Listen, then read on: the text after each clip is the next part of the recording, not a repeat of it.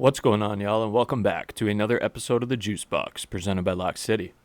It's Wighty here today. Happy Wednesday. Hope everyone's having a pretty decent start to the week. Today we have episode 127, if I'm not mistaken, of the JuiceBox, which will be everything that you need to know for MLB action today on Wednesday, July 9th, including, of course, our JuiceBox Lock of the day. Yesterday, Claw took care of us, again, as he usually does, on the JuiceBox Lock. He took the Pirates and the Royals game to finish under 8 total runs. We ended up squeaking by in that one. There were 7 total runs in that game. But nonetheless, we cashed.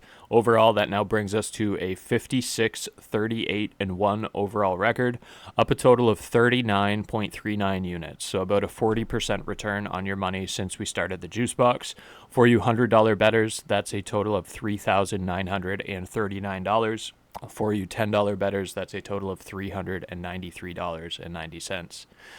To unlock all of our extra content, you can join our premium tier Discord at whop.com/lockcity. That's WHOP.com/lockcity for only $5 a month. This gets you access to every cheat sheet every day across all active major sports, access to premium picks from all 9 of our pro cappers, and tons of other sport-specific and stat-specific data points on a daily basis to help you become a better sports bettor. That's whop.com/lockcity, WHOP.com/lockcity. Only $5 a month, breaks down to 16 cents a day. You are not going to find anything cheaper as far as sports betting and sports data goes. Alrighty, let's hop into today's slate. We'll skip yesterday's review because games start at 2:10. It's still bright and early right now. It's only 7 a.m. Eastern time, so we're still a good 7 hours from game time, but nonetheless want to be able to post this and give y'all time to digest and listen through. So we'll just hop directly into today's games. The first game is going to be the return of Tyler Glasnow coming back from the 60-day IL. We have the LA Dodgers and the Milwaukee Brewers continuing this series, last game of the series actually, in Milwaukee, Wisconsin at American Family Field. The Brewers won the first 2 games of this series by a score of 9-1 and 3-1. The Dodgers are looking for a little bit of get back today, and Tyler Glasnow is coming back off of the 60-day IL. Their injury-prone pitcher coming back to try and save their day here. Glasnow, I don't know, his 5 prior starts before going on to the IL this season, he had a 4.5 ERA, 23 strikeouts, and 11 walks in 18 innings. Down doing his rehab assignment in the minors for AAA Oklahoma City. It's been a little bit less than ideal. He's allowed 8 runs in 8 2/3 innings for an 8.31 ERA over 3 minor league appearances. I don't feel great about this. I mean, the Brewers have been rolling. They're 29-17 at home. They've won the first 2 games of the series. I just don't see this going very well for Glasnow today, unfortunately for him. I like him as a pitcher.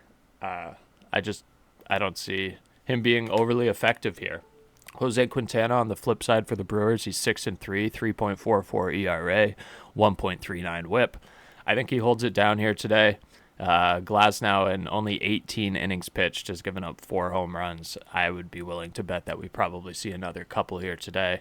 I'm all over the Brewers in this one. The fact that we are seeing them at plus money is a little bit crazy to me. Give me Brewers plus 140. Absolutely love it. I think they win this game. Next one up is going to be the Blue Jays and the White Sox. Also 2:10 p.m. Eastern time at Wright Field in Chicago, Illinois. The Blue Jays won the first 2 games of the series, 8-4 and 6-1. They're sending Eric Lauer to the mound today. He's a 4-1 record, 2.65 ERA and a 1.02 WHIP, left-handed pitcher. Adrian Hauser gets the nod today for the White Sox. He's 4-2 with a 1.60 ERA and a 1.11 WHIP. Both of these guys have looked pretty good. The over-under in this one is 8.5. I'm inclined to lean under 8.5 in this one. I do think the Blue Jays probably get it done on the money line as they have in the first 2 games. White Sox can be a little bit sneaky. Blue Jays as a money line, lukewarm lean at minus 155. I feel pretty good about, but honestly, I like that under 8.5 a little bit more, minus 115. I also think this is a good NRFI game. I don't think either of these guys give up a run in the first inning. I think we see a relatively low-scoring affair here at Wright Field. I think both of these guys, at least over the first 5, hold it down. Who knows what happens in those last couple of innings, but Give me NRFI or under 8.5 for that Blue Jays White Sox game. Next one up is going to be the Phillies and the Giants, 3:45 p.m. Eastern Time at Oracle Park, San Francisco. This game last night saw a walk-off inside the park home run. So the Giants are now looking to sweep this series as well. They won the first game 3-1. Their inside the park 3-run home run last night gave them the 4-3 win. And now they're sending Verlander to the mound. Right-handed pitcher, 0-6, has not found a win yet this year with a 4.84 ERA and a 1.44 WHIP. Jesus Luzardo gets the start for the Phillies. He got absolutely bombed his last time out, but he's 7-5, 4.44 ERA, 1.47 WHIP. His game log there, but it was a game where I took him. I took the Phillies in that spot. Yeah, they played Cincinnati. So he gave up 6 runs, 5 earned runs in only 2 innings against Cincinnati. And then earlier in the year, first start of June, and even his last start of May. First start of June, he gave up 8 earned runs to the Blue Jays, and last start of May, he gave up 12 earned runs to Milwaukee. So he has been, like, when he gets bombed, he seems to get bombed the next following game. We saw that where he gave up 3 runs, then 4 runs, then he gave up 12 runs, then 8 runs. Now he gave up 5 runs. He's continuing to go out on the road there. I don't know how good I feel about him.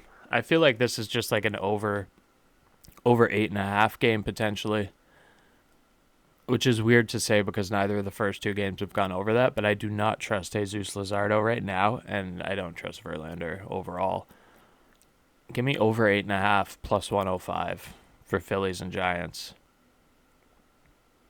I think that's all I'm going to be able to squeeze out of that one. I don't know what else. I don't like either side on the money line. Next one up is going to be 5:10 p.m. It's going to be the Rays and the Tigers, Comerica Park, Detroit, Michigan. This is yet another series here where a team is looking to pick up the sweep. This time it's the Tigers. The Tigers beat the Rays by a score of 5-1 in the first game of the series on Monday, and on Tuesday, the Tigers won 4-2 yesterday. So now the Rays are sending out Zach Littell, 7-7, 3.50 ERA, 1.07 WHIP, right-handed pitcher. And Reese Olson, also a righty, getting the start for the Tigres. He's 4-3 with a 2.89 ERA and a 1.21 WHIP. When we're looking at splits, first of all, I like the Tigers in this one. We'll keep it short and sweet. When we're looking at splits, Reese Olson has a 2.01 ERA at home. He's 3-1 at home. He's looked excellent when he's at Comerica Park.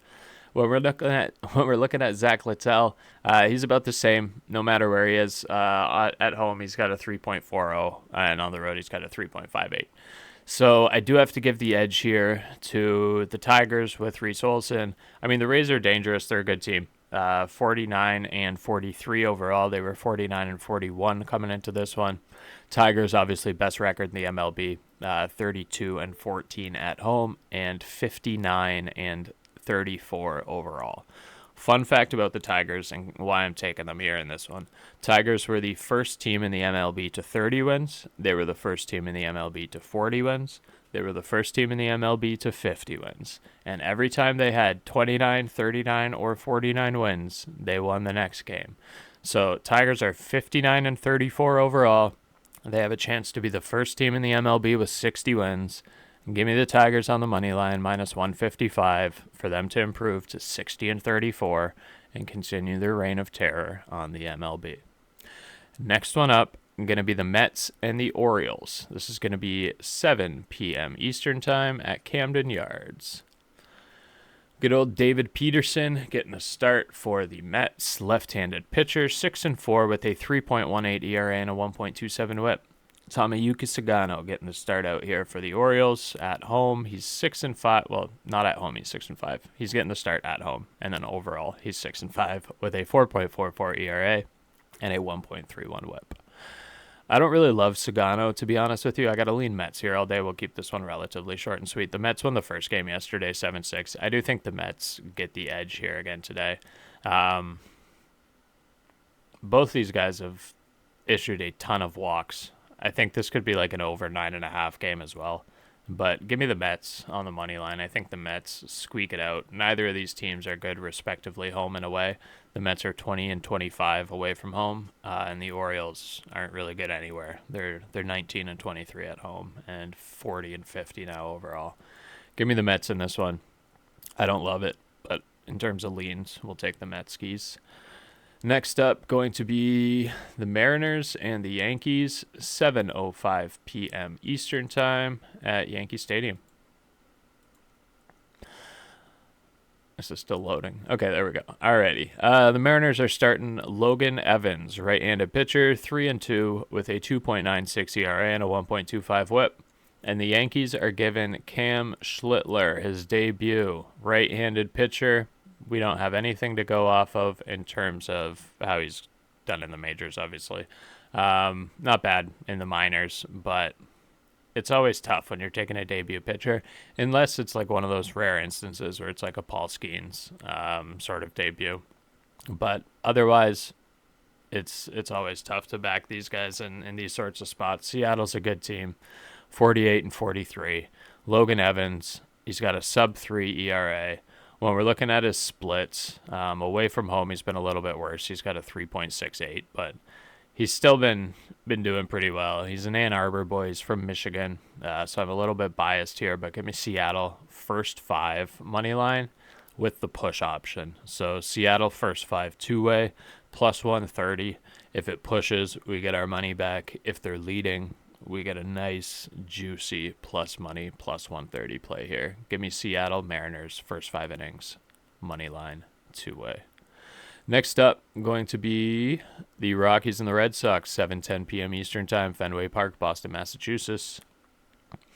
Antonio Senzatella gets the start for the Rockies. He's 3-12, spectacular, with a 6.57 ERA and a 1.90 WHIP. The Red Sox are sending Lucas Giolito, 5-1, 3.66 ERA, 1.28 WHIP. Red Sox are on an absolute tear here. They beat the Rockies 9-3 in the first game at Fenway. Last night they won 10-2. They're on a 5-game win streak, I think, 5 or 6 games. They swept the Nationals. They're probably going to sweep the Rockies here. The money line's outrageous. So money line here is Boston minus 300. Gross. The run line is minus 2.5 for Boston at plus 105. Honestly, I don't hate it. I think they probably get that done. Alt it down to minus 1.5 is like a safer parlay piece. It's probably going to be around minus 170, maybe around minus 165. But I think that's a hell of a lot safer than this minus 2.5 garbage, especially when they're not going to bat the bottom of the ninth. They only have 8 innings to outscore them by 3 runs. Seems a little dicey. Give me the minus 1.5 around minus 165. Take that as a parlay piece and we'll move on. Next one up is going to be the Marlins and the Reds, 7:10 p.m. Eastern Time as well. Great American Ballpark, Cincinnati, Ohio. Sandy Alcantara Day for the Marlins. He's 4-8 with a 7.01 ERA and a 1.44 WHIP. Not a good year for Sandy. Andrew Abbott, on the other hand, exceptional year. Left-handed pitcher. He's 7-1 with a 2.15 ERA and a 1.09 WHIP. When we're looking at Abbott's splits, he's about the same away from home and at home. At home, he's got a 2.13 ERA, so slightly lower than his 2.15 overall. He's 3-1 at home. He's looked great over 42 innings pitched at home, 42.1, so 42 and a third innings. He's only given up 10 earned runs. He's been pretty lights out. The Marlins actually won the first 2 games of this series on the road at Great American by scores of 5-1 and 12-2. I love the Reds here in a bounce-back spot. They have the much better pitcher on the mound. I think they win this game. Their bullpen is a little bit sketchy, but give me Reds first 5 for sure, around like minus 170 probably, because the money line's minus 145. I'm assuming they're going to favor Abbott a little bit. I don't have the odds pulled up in front of me, but if I was ballparking, I'd say minus 165, 170-ish for the two-way. First 5 money line. I really like that for the Reds. I also like the full game money line at minus 145, but I like it a little bit less, marginally less. Next one up is going to be the Cubs and the Twins. Target Field, Minneapolis, Minnesota. I really thought the Cubs would win yesterday, to be honest. I threw them in a parlay in my channel in the Discord. They broke my heart. They lost 8-1. That was just not a good call. That was a little bit outrageous from the Twins, but kudos to the Twins. Headed back out there today, we got Cade Horton for the Cubs. He's 3-2 with a 4.15 ERA and a 1.38 WHIP. David Festa getting the start here for the Twins, right-handed pitcher as well. 2-3 with a 5.48 ERA and a 1.36 WHIP. Yesterday, we saw 9 total runs. Pitching was better than what we're going to see today. Give me the over 9.5 in this one. It's a little sketchy, but I do trust both of these offenses. Minnesota at home is 25-18. They average more runs at home. Chicago's 54-37 overall, and they're still a good road team. They have over a 500 record on the road. They're 24-21 overall on the road. Give me the Cubs in this one, I think, on the money line, but also give me the over 9.5. I like that more, and it's a better line. We're getting even money on the over 9.5, whereas Cubs on the money line's -120. And I feel better about the one that we get more juice on. So we're going to go over 9.5 on this one. Even money, Cubs and Twinsies. Next one up, going to be 740 as well. Pirates and the Royals, Kauffman Stadium, Kansas City, Missouri. Bailey Falter gets the start for the Pirates. He's 6-4, 3.69 ERA, 1.18 WHIP. Chris Bubic gets the start for the Royals. He's 7-6 with a 2.36 ERA and a 1.15 WHIP. Bubic has looked good this year. Anywhere at home, he's got a 2.63 ERA. So weirdly enough, on the road, Bubic he has a 5-1 record and a 2.13 ERA, and then at home he's got a 2-5 record and somewhat of a comparable, still a really good ERA and pretty comparable at 2.63. Just for whatever reason, they don't seem to win the games at home when he's starting. However, today they face the Pirates, so they certainly should. The Royals have won the first 2 games of the series, 9-3 and 4-3. I do like them again today on the money line. Bubic is the better pitcher. Bailey Falter has not been bad. In terms of his splits, though, when he's away from home, he's got an ERA of over 4. He has looked better at night. He's got a brutal ERA during the day, a much better ERA in the late afternoon/night games. But the fact that he's owning an ERA of over 4 on the road, I do have to give the edge to Kansas City here. Not a line that I love, but Kansas City on the money line -190, I think is pretty safe there, just to kind of set it and forget it. Next one up is going to be 7:45 p.m. Eastern Time. This is also where we are going to find our max play of the day. And this is going to be the Washington Nationals at the St. Louis Cardinals. Alrighty, Washington, St. Louis, 7:45 p.m. Eastern Time. My guy Mackenzie Gore getting the start for the Nats. His record's not great. He's got a 3-8 overall record, but he's got a pretty good ERA here, 3.11. He's been hanging around. He's been improving, hanging around this low 3s category, trying to get to a sub-3 ERA. He's got a 1.21 WHIP. Over the course of 104 innings pitched this year, Gore already has 131 total strikeouts. Andre Pallante gets the start for the Cardinals. Pallante's 5-4 with a 4.10 ERA and a 1.28 WHIP. For this one, best line, and what I love for the max play of the day here, is going to be Mackenzie Gore over 5.5 strikeouts. When we're looking at Mackenzie Gore's splits, at home and away from home, somewhat comparable ERAs. He's in the 2s and then in the mid-3s away from home. But notably, his strikeout rate when he's away from home is higher than it is when he's at home.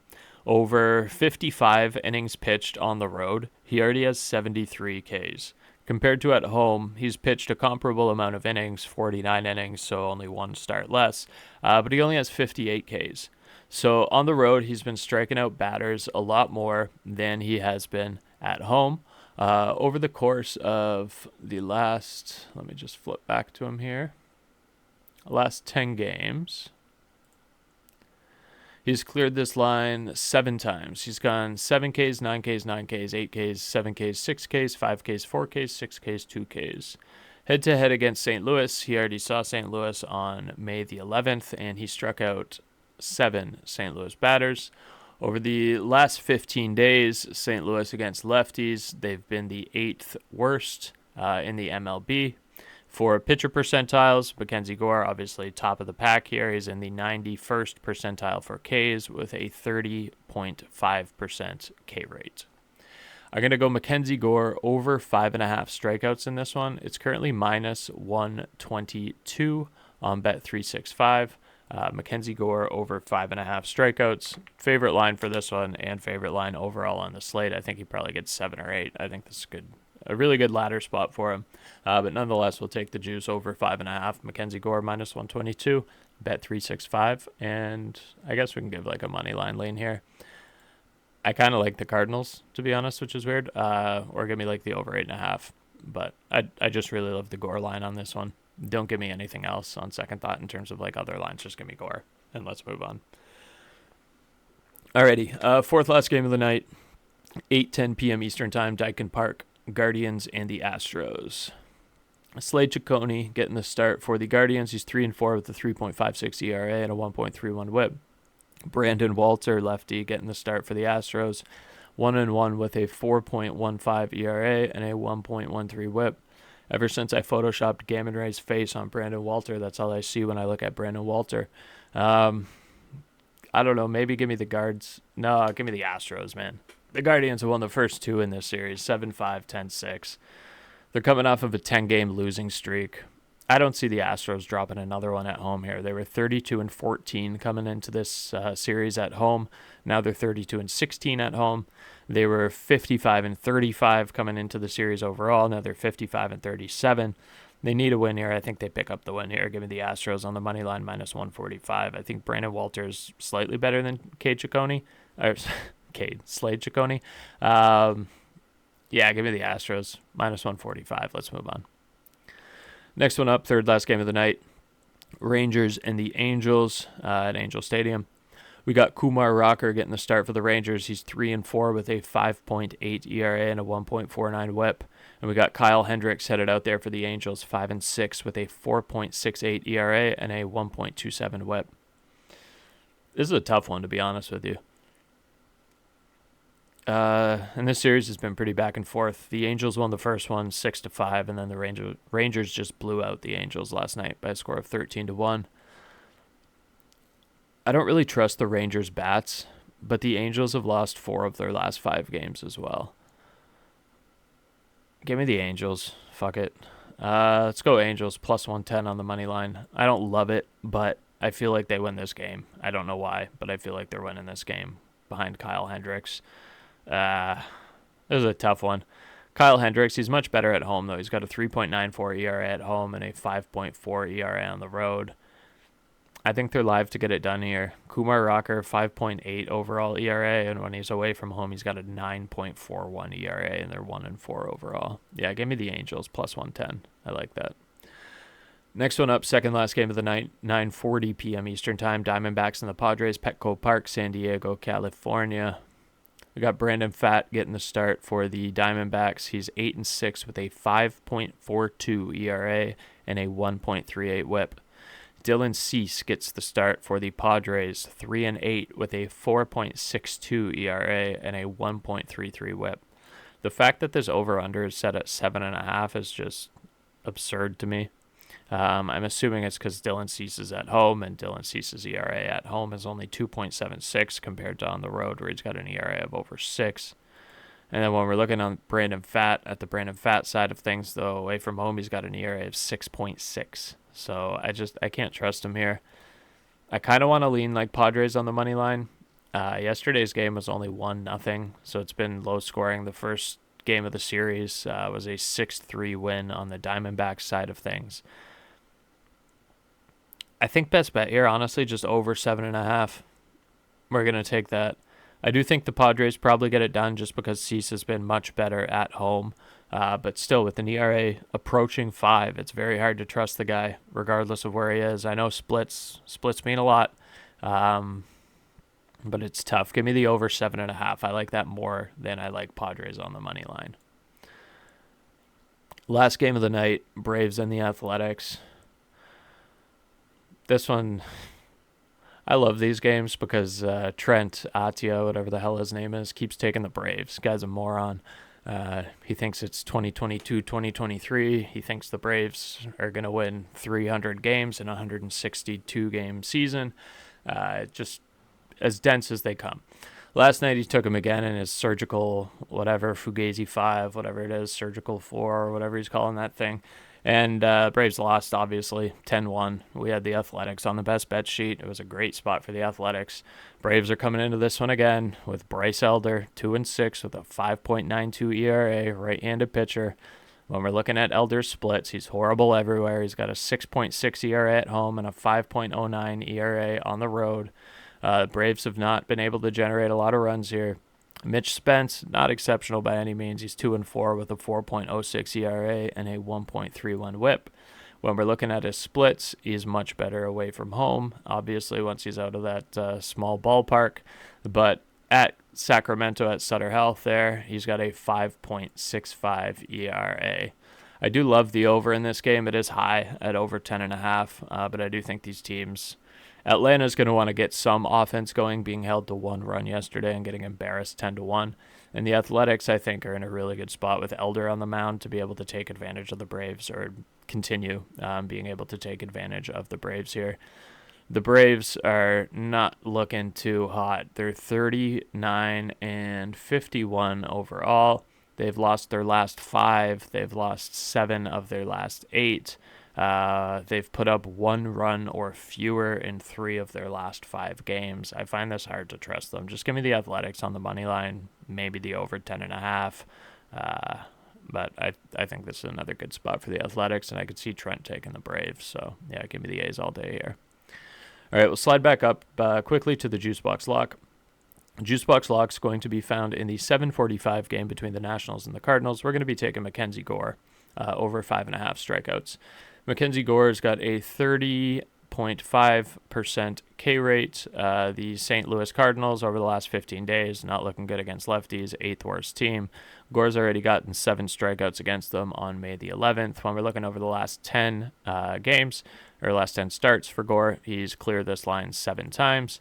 When we're looking over the last 20 starts for Gore, he's cleared this line 16 times. Over his last 20, he's gone 9Ks, 9Ks, 13Ks, 5Ks, 7Ks, 7Ks, 13Ks, 8Ks, 6Ks, 9Ks, 7Ks, 9Ks, 9Ks, 8Ks, 7Ks, 6Ks, 5Ks, 4Ks, 6Ks, 2Ks.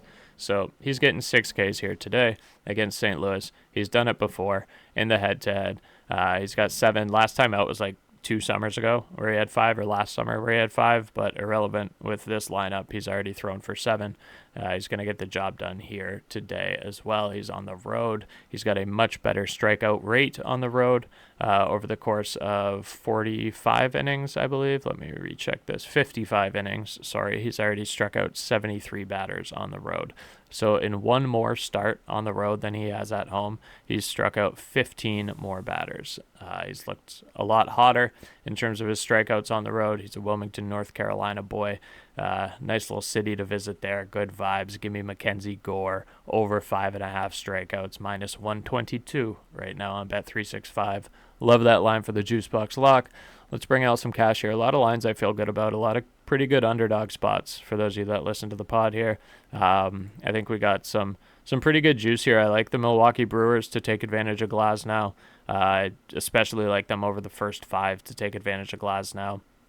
There's a couple more down here that I liked as well. I like the Angels at plus 110 to take care of the Rangers. I like the Athletics at plus 105 to take care of the Braves. I think that might be a nice little 3-team parlay. I might throw that together and see what we can juice off of that. But obviously for JuiceBox Lock of the day, we're going to go Mackenzie Gore over 5.5 strikeouts, minus 122 on Bet365. Let's cash out on that, and we will see y'all tomorrow with some more heat. Thank y'all. Take care. Peace.